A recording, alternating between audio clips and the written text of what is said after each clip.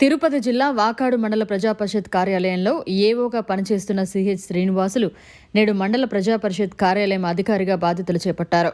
ఈ సందర్భంగా ఆయన మీడియాతో మాట్లాడుతూ గూడూరు శాసనసభ్యులు పాసం సునీల్ కుమార్ సహాయ సహకారాలతో వాకాడు మండల ప్రజాప్రతినిధుల ప్రోత్సాహంతో ఇంతటి బాధ్యతనిచ్చినందుకు ధన్యవాదాలు తెలుపుతున్నారన్నారు.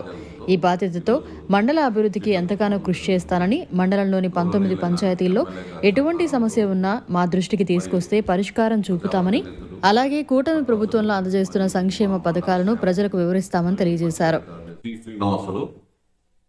ఇక్కడ పరిపాలన అధికారిగా ఉండి ఈరోజు ఎంపీడీఓగా పూర్తి ఆధారం బాధ్యతలతో ఈరోజు సీట్లో కూర్చోవడం జరిగింది.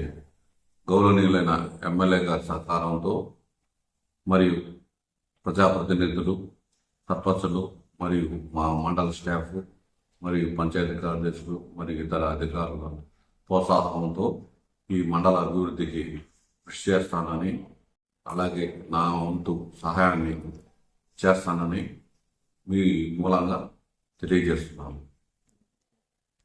ఈ సందర్భంగా మీ ద్వారా మండల ప్రజానికి చేసే విజ్ఞప్తి, వాళ్ళ విలేజ్లో ఏ సమస్యలు ఉన్నా నా దృష్టికి తీసుకుని వస్తే సదరు సమస్య పరిష్కారానికి నా వంతు సహాయం చేస్తానని మీ మూలంగా తయారు చేస్తున్నాం. అలాగే రాబోయే ఎండాకాలంలో నీటి ఎద్దడి లేకుండా తగిన చర్యలు తీసుకోవడం జరుగుతుంది.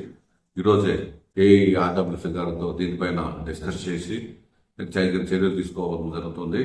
అలాగే దీని సందర్భంగా క్రాష్ ప్రోగ్రాం ప్రతి విలేజ్లో జరుగుతుంది.